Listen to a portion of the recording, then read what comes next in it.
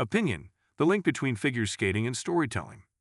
As a skater for 4 decades and a university English professor for half that time, I watched in awe as American figure skaters told stories on the ice recently at Nationals in St. Louis. The skaters' stories were spectacular, both on and off the ice. Whether it was Chalk and Bates' ice dance rendition blending flamenco and the Rolling Stones or quad god Ilya Malinin skating to his own voice, the routines were riveting.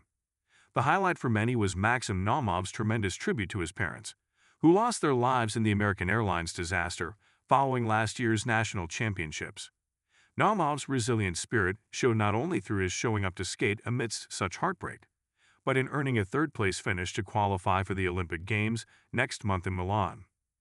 My earliest Olympic memory was Calgary 1988, when I watched as an aspiring young skater the Battle of the Bryans alongside Katarina Witt and D.B. Thomas interpretations of Carmen.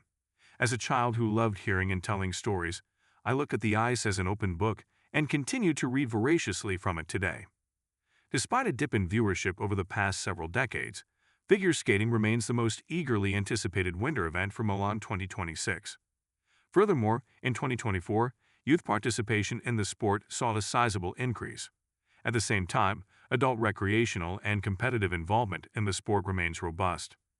Statistics do not tell the full story, of course, and as the international judging system's commendable effort to evaluate art as sport, and vice versa, can pose complex challenges.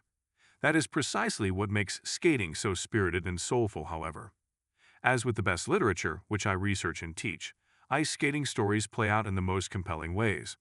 And skating narratives strive for increased inclusion and diversity, just like the collection of books that I introduce to students at my university. Figure skating bears a close connection not only to literature but also writing itself and the creation of stories. Athletes and artists are evaluated in part by their transitions on the ice, just as smooth connections between sentences and paragraphs on a page are crucial to strong storytelling. I tell student writers that only they can craft their stories.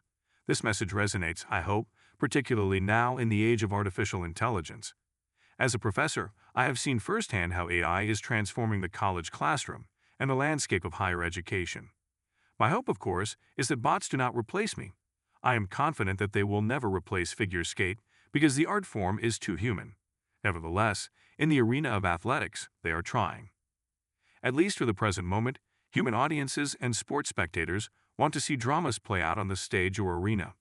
Likewise, readers want to experience stories and hear human voices.